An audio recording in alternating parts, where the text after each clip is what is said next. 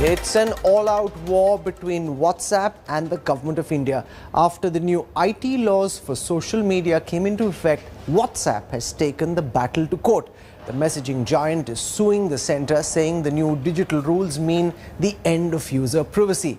The IT ministry has countered WhatsApp charge by declaring that the government recognizes the right to privacy as a fundamental right. Here is our lead story tonight.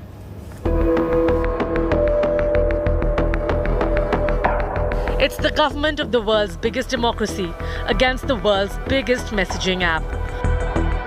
After years in a tense tussle over privacy, things are on their most aggressive collision course now.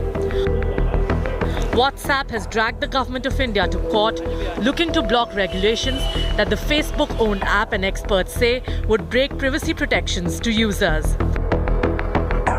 The key to this new flashpoint is the Indian government's insistence that messages be traceable to their origins. In a statement, WhatsApp has said that such a requirement would break end-to-end encryption and fundamentally undermine every user's right to privacy. WhatsApp's lawsuit principally asked the Delhi High Court to declare that the government's rule is a violation of privacy rights in India's constitution, since it requires social media companies to identify the first originator of information when authorities demand it. Responding to WhatsApp, the government of India has said that it respects right to privacy and recognizes it as a fundamental right. The IT ministry says that the new norms are only for prevention and investigation of serious offences and that none of the measures will impact WhatsApp's functioning. The bigger issue is that there is no judicial scrutiny, as the judicial scrutiny can easily be bypassed by an order issued under Section 69 of the Information Technology Act. This is unfortunately a continuation of these platforms trying to duck their responsibility, and it is time that these platforms became more accountable to the consumers that they serve. The escalating face-off ending up in court clears the decks for decisions that could have an impact not just on WhatsApp but across social media. The core of the divergence is WhatsApp's insistence that asking for message source undermines the very essence of encryption and privacy of users. With the case in court, what happens next isn't just something WhatsApp and 390 million Indian users will be looking out for, but other social media apps as well. And here's why. Any verdict in the case would set a precedent for other messaging apps, including Signal and Telegram. Also, WhatsApp happens to use the Signal protocol for end-to-end encryption, so the wider impact is clear to see. Legally, things couldn't be more locked and loaded. A tech giant in a tense grapple with a powerful government. Bureau Report, India Today. Meanwhile, the central government has asked social media platforms about details of compliance over the new digital rules. The IT ministry has sought their response by the end of the day today. While Facebook and Google have said they're working on complying with the new guidelines, Twitter, which has been on a collision course with the government, is yet to respond.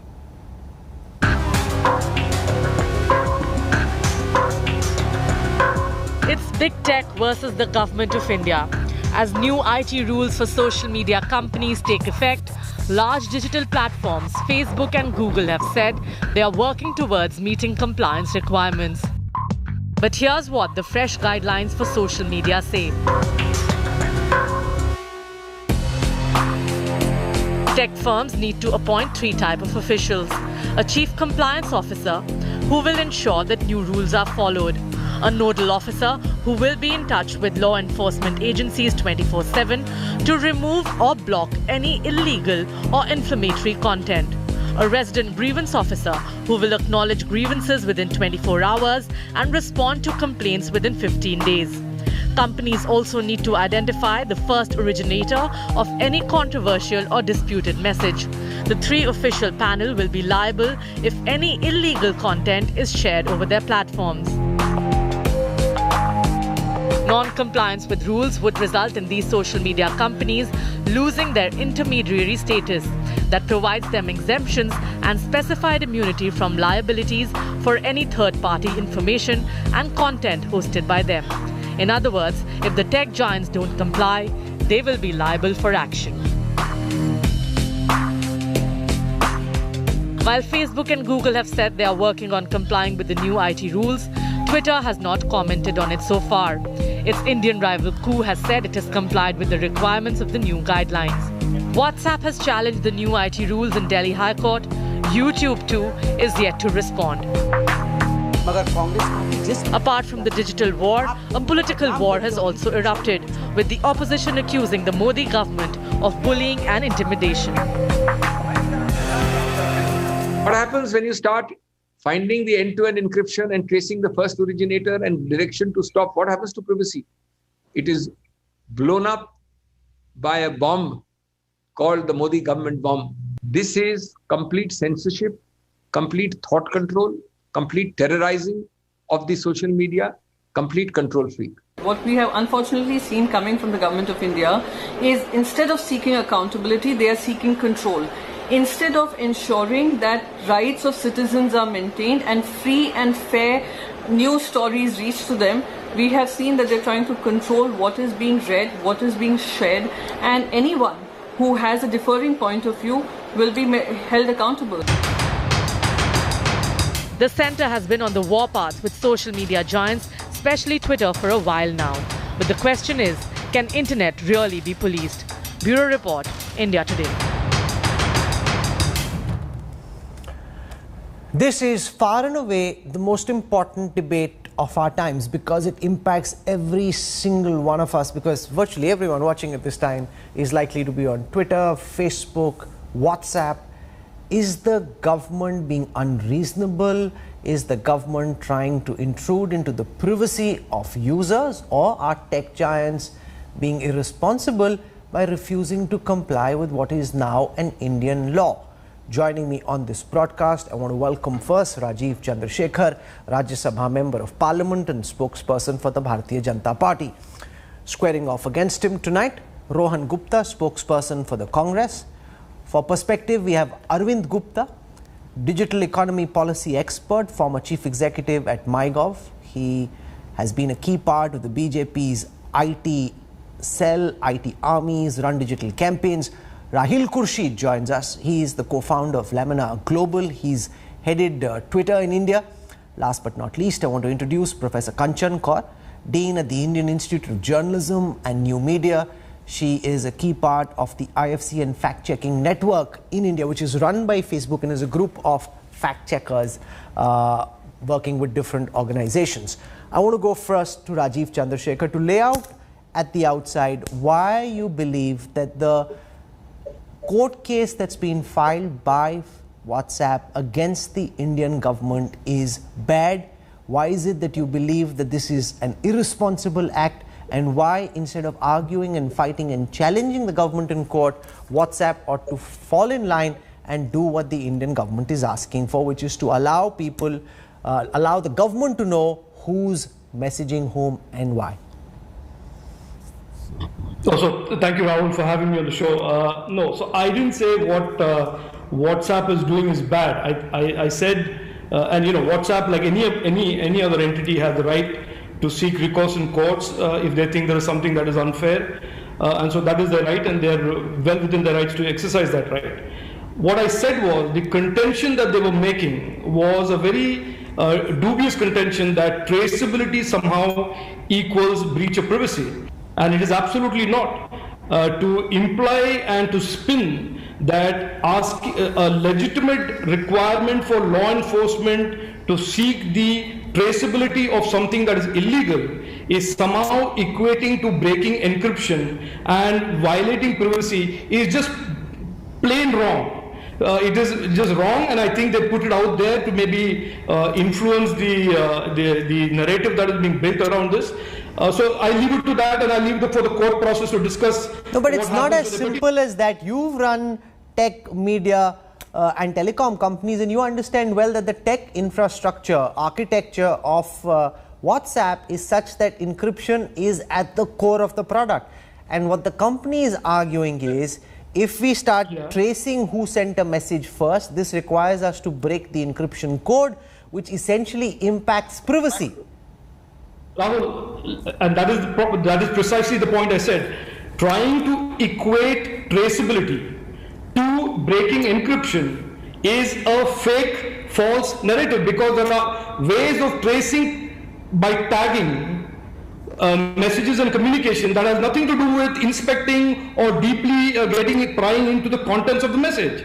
There are many, so that is what I'm saying. This is trying to reduce a sophisticated technological solution to a legitimate need for national security and for law enforcement to something that is very trivial.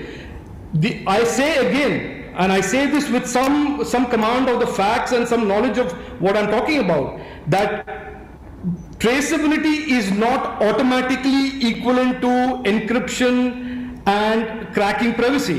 There are many ways for these platforms to do what the law enforcement agencies want them to do, which is what? Because Section 67, Section 69 don't function in the IT Act, it is very difficult to pinpoint who to prosecute in the digital world. It is very necessary for these intermediaries who have safe harbor under Section 79 to at least, in the case of illegalities, play their role, and this role and this responsibility is an important role and responsibility for an intermediary to be able to trace those who are behind illegalities. If you cannot do that, then they lose the protection of intermediary. Then they should step up and say, we are not an intermediary. We don't want a safe harbor. So this is, you can't have the cake and eat it too. If you are an intermediary, you have an obligation, and the obligation is, when there is an illegality that is being conducted on your platform, you must have the way of tagging, tracing where that illegality, who committed that illegality, which is not equivalent to, and I repeat again, inspecting everybody's packets and everybody's data. And that connection, that automatic correlation that is being made by WhatsApp today is absolutely wrong. Rahil Khurshid, the only person who can actually answer this question is somebody who's worked at the tech side of WhatsApp. But from the outside, what Rajiv Chandrasekhar is arguing is that WhatsApp is doing a leap of faith by claiming that just because the government is asking them to trace where a message originated from, it allows them to peep into what everybody is messaging each other, which is not true. So his argument is traceability doesn't mean a breach of privacy. Do you agree or disagree? I think that's incorrect. I think the technology that WhatsApp uses currently, as things stand, is the same protocol as Signal, which means that they not only do not know that what is in your messages, they also do not know that who sent the messages, and any effort to get them to undermine that. So at this point in time, as things stand, as I said, the only way WhatsApp can read your messages if, as a user, you mark a message as spam, which gives them the ability to decrypt it and see what's in it and to determine whether it's spam or not. Any other breach of this would fundamentally be a breach of privacy protocols that have been held globally to be, at this moment, the best protocols in the interest of the users. Rajiv Chandrasekhar wants to counter that, because that's the whole premise of WhatsApp, that this is an end-to-end encrypted product where the founders, the tech team has no idea what Rajiv Chandrasekhar has been messaging Rahil Khurshid, and vice versa, if at all you've been exchanging messages on WhatsApp. No, look, and Rahul, I'm sorry to sound a little patronizing, but the point is that this argument that traceability and privacy are binaries is just wrong. This conversation needs to be had with those who understand technology, not those who are users of technology. Point number one. Point number two, Rahil and all of these other gentlemen who today have discovered privacy being a fundamental right need to understand that privacy is a fundamental right not guaranteed by the government. It is guaranteed by the Supreme Court. It is a result of a litigation that was conducted by a large number of people, including me, that guarantees that privacy is a fundamental right. But like with every fundamental right, there are restrictions to the exercise of that fundamental right. For 19.2, for example, you cannot have free speech that incites, creates crime, etc., etc. Similarly, there will be restrictions on the fundamental right to privacy. My point is, people are deliberately trying to make this a false binary between traceability and privacy. It is not. No, but there is, Arvind Gupta, the possibility of overreach. We saw, for example, just last week, activists of a political party put up a poster asking the government where the vaccine had gone, questioning why vaccines were exported, and lo and behold, the Delhi police went and arrested those individuals, those political activists. What is found offensive, what is considered illegal, depends to a great extent on what the police thinks is illegal. We saw what they thought was improper when they went and arrested these activists who put up these posters. Now extend that to WhatsApp, where somebody is sending a message which somebody in government finds offensive, you start finding out who it is, then suddenly it is a breach of privacy. It depends on how the law is actually handled, and what's been happening recently doesn't inspire much confidence, Mr. Gupta. You're on mute, Arvind. Just unmute yourself. Yeah. Let me first explain that, I think this is very interesting that we are only focusing on this one aspect of encryption, privacy. This was like an exam. Like, let me give you a corollary of an exam. So the government asked for about 10 things to be followed. All these platforms can easily follow 9 of them. Let's say the contentious one, let's keep it aside, which is this traceability and this whole encryption debate. Have they followed the 9? And this is hypocrisy at its best. They come out with this one thing, the answer that they don't have, and they kind of make that as the big issue right now. But I think this is more than that. They're trying to openly defy Indian law. With the impunity, they're saying we don't want to obey with Indian law. They picked up this one thread of traceability and encryption. They have not complied with the 9 other things. And this is mostly the US-based private platforms. Let me call them out clearly. To answer your question, Rahul, you need to understand that these platforms have been behaving I'm surprised that WhatsApp today is talking about privacy. I mean, that's a hypocrisy at best. The platforms have been educators themselves. Where are they going to? I mean, mostly it's the people who are aggrieved go to the court. Now, that's the reason there is a grievance officer. So these platforms have been playing judge, executor, everything themselves. So this is very surprising that they have decided to go to court. So you've got Kanchan Kaur, hypocrisy played itself out. On the one side, WhatsApp wants to amend privacy policies so that all of us can share our data with, so WhatsApp can do better business. On the other side, they're questioning the manner in which the government is asking them to ensure traceability. Are the tech giants, in your view, guilty of hypocrisy? Rahul, first of all, I wanted to make a small correction over here. I am an assessor with the IFCN, and IFCN is not run by Facebook. IFCN is an independent organization with Pointer, which is another independent organization. Now, to answer your question, I don't know whether WhatsApp is indulging in hypocrisy, but I think we need to go and look at this in a broader view and look at what, it's not just WhatsApp that is going to be in trouble with the new rules. Anything that has over 5 million registered users in the country is supposed to provide data, is supposed to provide traceability, and is supposed to be accountable. And is also supposed to have an office in the country. So somebody was talking about the other 9 rules, other than this one traceability rule, is supposed to have an office, is supposed to have a nodal officer to communicate with the government, and they have a few other of these rules. So it's not just WhatsApp that's going to be affected by this. It's also going to be something like matrimony.com that has more than 5 million registered. It's going to be something like Slack. And these 5 million registered users might not be active users all the time. So the question here that we need to look at, and that everyone needs to look at, is to stop looking at this argument between traceability and privacy, which, yes, is a very valid argument, which is like saying, some people might say that if if your WhatsApp conversations are going to be visible, then it's like having your phone being tapped all the time. That's what I heard from other people this morning. So, but the important thing is that there are a whole lot of other rules that need to be complied, not just by WhatsApp, but by other organizations who might not need to have offices in the country. So things like Slack, all of these don't need to have offices in the country. They do have 5 million registered users, but by the new rules, they are going to have to do all of this. So I think it's really going to complicate the issue. What is possibly needed is a much better, finer view of things, and to see how you don't want to throw the baby out with the bathwater. Okay, let me bring Rohan Gupta in before I go back to Rajiv Chandrasekhar, because the opposition's jumped in.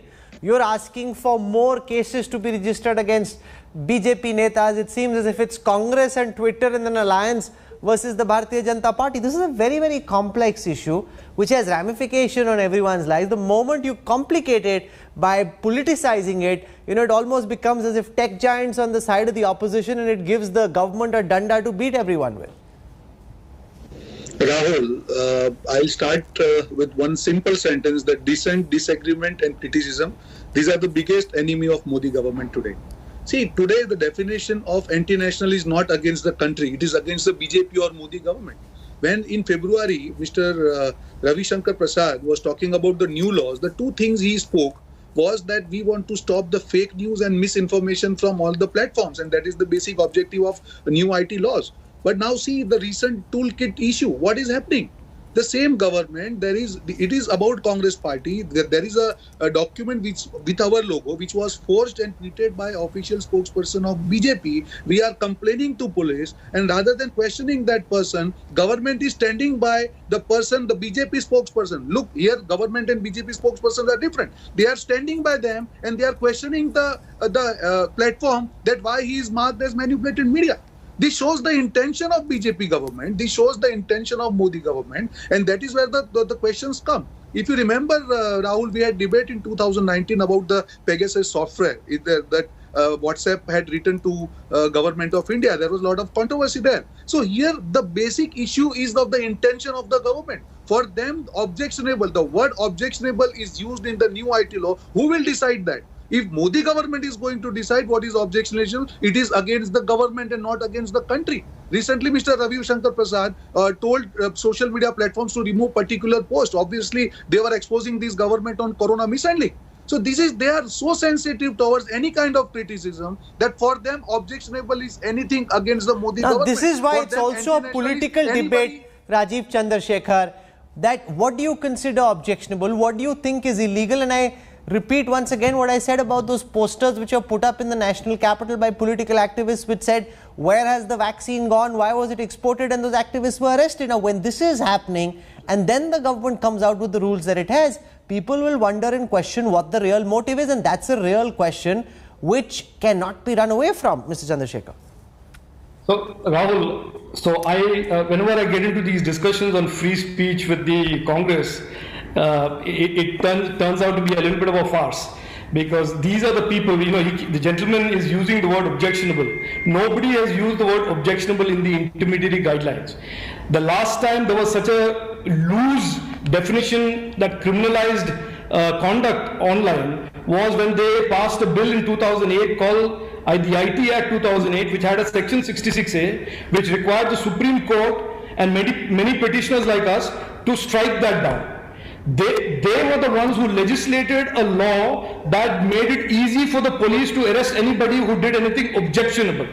They are the pioneers of that. So I just wanted to say that, number one. Number two, Rahul, you have to, you're a senior anchor, you have to get the datelines of this. February 2021 was when the IT intermediary guidelines were formulated and enacted. These are subordinate legislations to the IT Act. These companies were given 3 months to implement and comply with the provisions of the intermediary guidelines. They never said a word in these 90 days. You never said anything about this being used to torment anybody, the IT guidelines. A simple reading of the intermediary guidelines tells you the objective of the intermediary guidelines, which is that intermediaries who enjoy protection under Section 79 of the IT Act, where they are completely free from any liability of fake news and content on incendiary content, have to be brought under a regime of accountability. Now, Sambit Patra, the Congress toolkit exposure happened to be 2 days before the 90 days expired. Now, if the Congress toolkit machinery does these things, when they do these things, you can't hold the government of India responsible for enforcing the law that they enacted 3 months ago. What logic is that? These intermediary guidelines, Rahul, and I would urge, this is not a partisan issue. The intermediary guidelines are aimed at creating accountability for these big tech platforms. Accountability not to a government, accountability to the users that use them, the communities that they serve, and the countries that they do business in. And this is a legitimate, progressive regulatory evolution of the way we deal with big tech, because you and I know, and all of you on the panel know, that big tech for the last many years has escaped from regulation, has had absolutely no accountability. They're postured as if they're innovation and platforms of technology, and today they are a force on the internet. They can create havoc, they can create good. No. And we must protect ourselves from the havoc that they can create. And Rahil Khurshid, you can't have big tech playing judge and jury the way they want. That they decide who can have a voice on the platform, who can't. The government is saying that they must be subjected to local law, and what's the harm in them having grievance officers? If someone says something against me or my family, I should have somebody, according to the government, who I can go and complain to, so that a complaint can be heard. It doesn't go unaddressed. What's wrong with that premise, Rahil Khurshid? Rahul, I'm not going to bat for big tech companies here and say what they shouldn't do or what they shouldn't do. They are registered in as per Government of India laws. They need to comply with the Government of India laws. And to point out, as Rajiv was saying, it is rather ironic if WhatsApp has to sue you. The rules have to be really, really bad if WhatsApp has to sue you for privacy. In context of what whether the time frame, Rajiv, let me finish. Whether the time frame required for compliance of these rules, that's for IT companies to respond to through the appropriate channels. And I believe like Facebook and WhatsApp have responded, and Twitter is in the process of.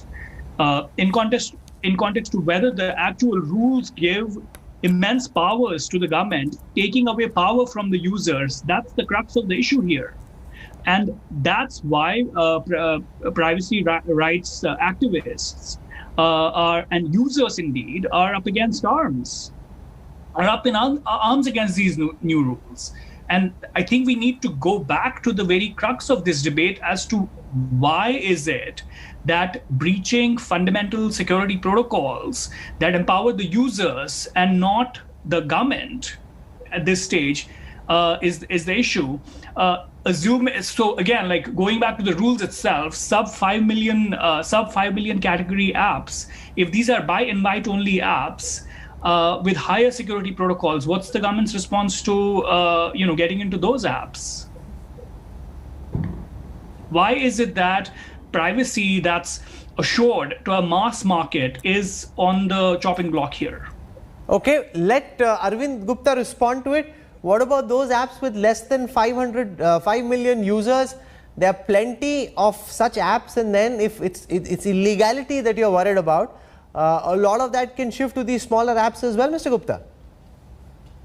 Well, that is a possibility, and the law enforcement agencies and our other cyber security agencies are always on a lookout for that. Does not mean that we are not, I mean, the agencies are not tracking if there is any activity happening on some private apps or some smaller apps. In fact, the 2611 was planned on such a kind of a Skype kind of a voice over internet app that was used at that point in time, a little unknown app. So I want to make just one point what Rahil has said. I think it's, this is the same WhatsApp that was trying to put down their own privacy policies down our throat, taking advantage of India's, the Personal Data Protection Act being in abeyance because of 1.5 years of, Parliament not fully functioning during the pandemic. So I really don't buy the argument and see it from a WhatsApp's lens or a Twitter's lens. There are a lot of other platforms which have complied. I mean, namely, you see, even the government entity like MyGov, which I used to head earlier, has complied. Coup has complied, small platform. Telegram has complied. So why can't these US-based tech giants comply? Professor Kanchan mentions that there will be a cost of compliance. Well, yes, there is a cost of doing business sometimes, and if you have to choose and balance that cost, if you're getting so much of revenue out of India, whether you can appoint 3 officers and follow the law of the land. Okay, so let Professor Kanchan respond to it, because given how big the Indian market is, given how many millions of dollars these companies make in the Indian market, should they not at the very least have grievance officers who help the Indian law enforcement agencies uphold Indian law? Why is this premise that somehow big tech is above local regulation, that they can do what they want, the way they want, everyone must fall in line, bow to them for the power that they hold and not be held accountable to local law? No, nobody's saying that they shouldn't be accountable to local law. I was not mentioning that they should not appoint nodal officers. They should. There's not a problem at all. That's not the issue over here in stake. The point also is that there is going to be a lot of data that's going to come out of all of this.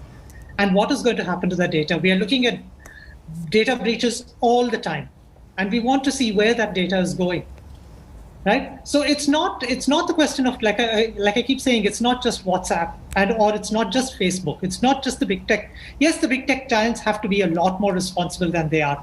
Nobody's letting them off the hook. And nobody is saying that WhatsApp should be allowed to do whatever they want to do, and whether it's their privacy updates or whatever else that they are bringing in recently. That is not the point. The point is that we need to refine these instructions. We need to refine these guidelines and ensure that we are not throwing out the bad with the good.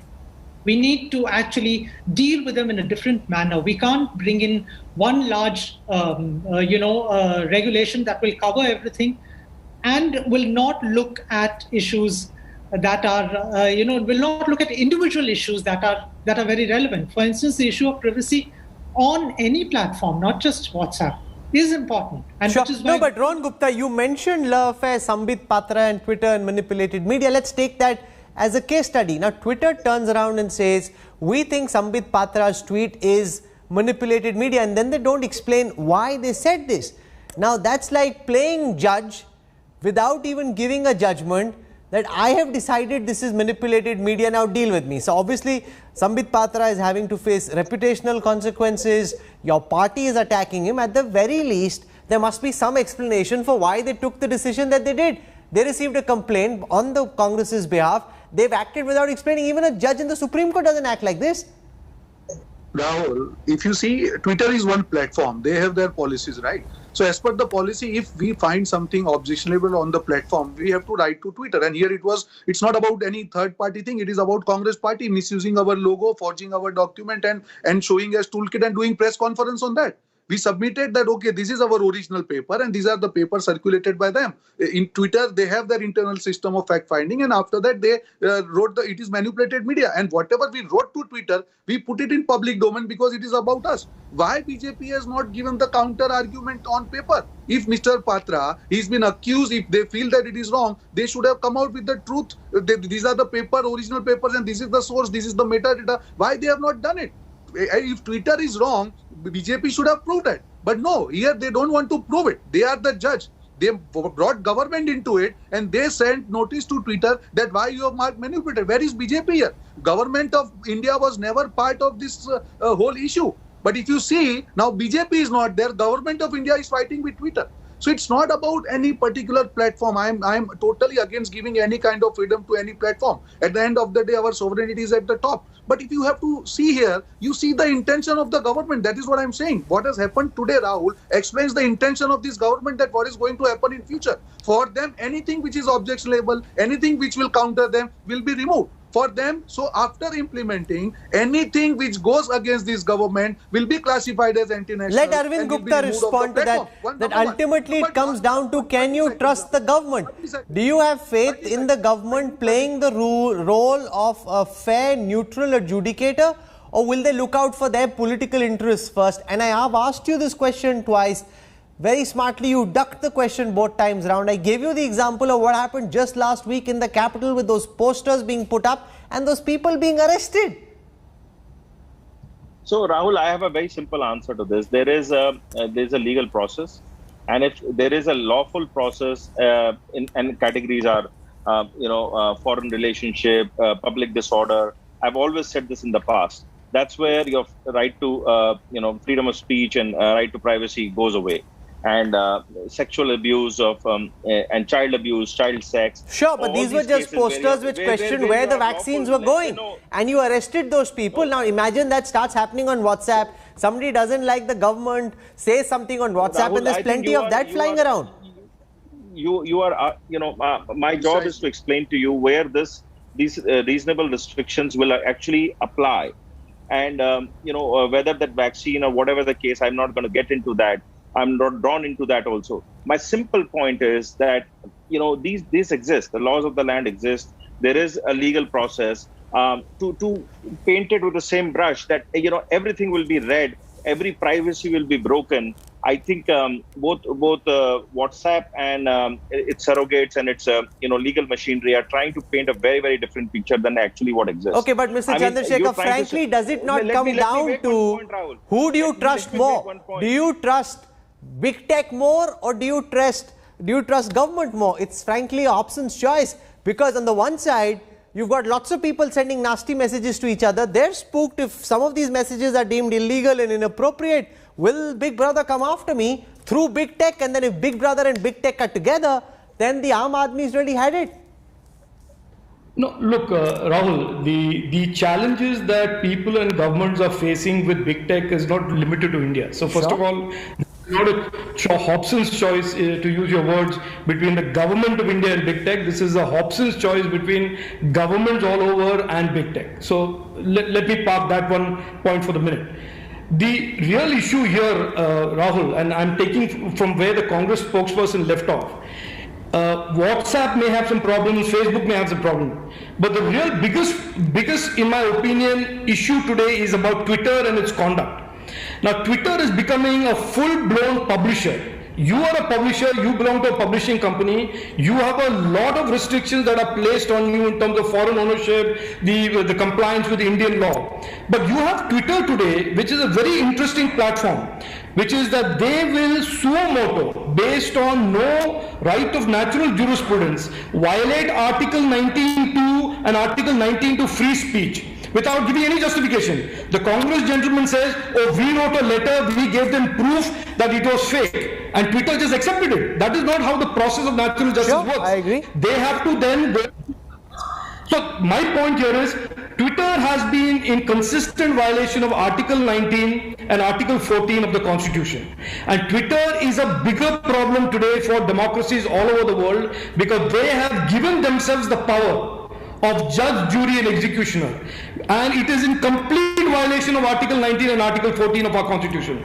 And there is absolutely no doubt in my mind that we have to regulate big tech, we have to regulate platforms like Twitter, and we have to make them agree whether they are intermediaries or publishers. If they are publishers and they have the editorial right to remove things, then they should be treated, regulated and comply with laws. Rahil Khurshid, respond to that. Take for example what happened with Donald Trump at the time that it did in the US election cycle. Now you've got a very big decision taken with real life consequences by a private organization announcing virtually a judicial pronouncement without the scrutiny that a Supreme Court judgment would be put to.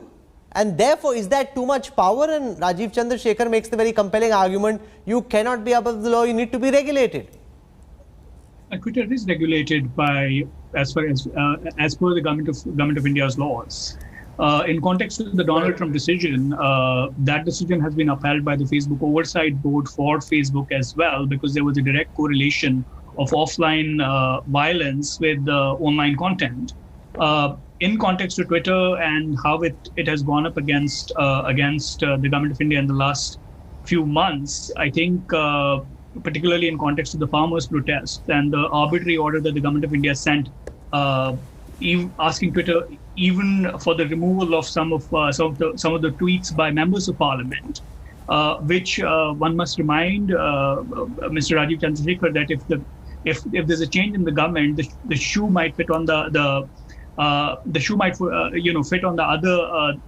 There might be a reversal in circumstances in the context that if there is a change in the government, if these laws are not designed with keeping in mind the protection of users. As far as Twitter's relationship with the government of India is concerned, they, as I said, they'll speak for themselves. Okay. The orders that they've received in the last week, including the notice, by the way, that the Delhi police felt that they needed, the special cell to serve it in person, it's wrong. That's muscle flexing. That was a message being sent. Kanchan Kaur, you understand this space well. What do you think will happen next? This is not some small company that the government can just shut down because they're not following laws. The government and everyone in the government, including many in this panel, have huge followings on Twitter, Facebook, and therefore, if the rules aren't followed, it impacts everyone, and the government is the one that's funneling its message through these medium. What do you think will happen next? Twitter Sarkar versus Bharat Sarkar? They are going to have to come up with some sort of a compromise, and they have to come up with some sort of a biomedia to look at this. Like Rahil said, it's not that Twitter or WhatsApp or anybody comes up with these rules arbitrarily. It's almost the equivalent of saying the next step would be the media, who would then be said, how can you publish something which I don't like? So that probably could be the next step if this is the way we are going. Okay, so I'm going to end this conversation here. This is a very nuanced, layered, complex issue. There are no right and wrong answers, because you can't trust big tech in the same way that you can't trust government, because they will look out for their interests first. And in the midst of all of this, there are all of us, the consumers, addicted to our screens, who really need to look out for their own interests, because tech and government are clearly more interested in their own, and neither is right, neither is wrong entirely. So there is lots of shades of grey, and hopefully we were able to capture some of that in this news track conversation. I want to thank our guests, Rajiv Chandrasekhar, Rohan Gupta, Rahil Khurshid, Kanchan Kaur and Arvind Gupta, for joining me on the news track.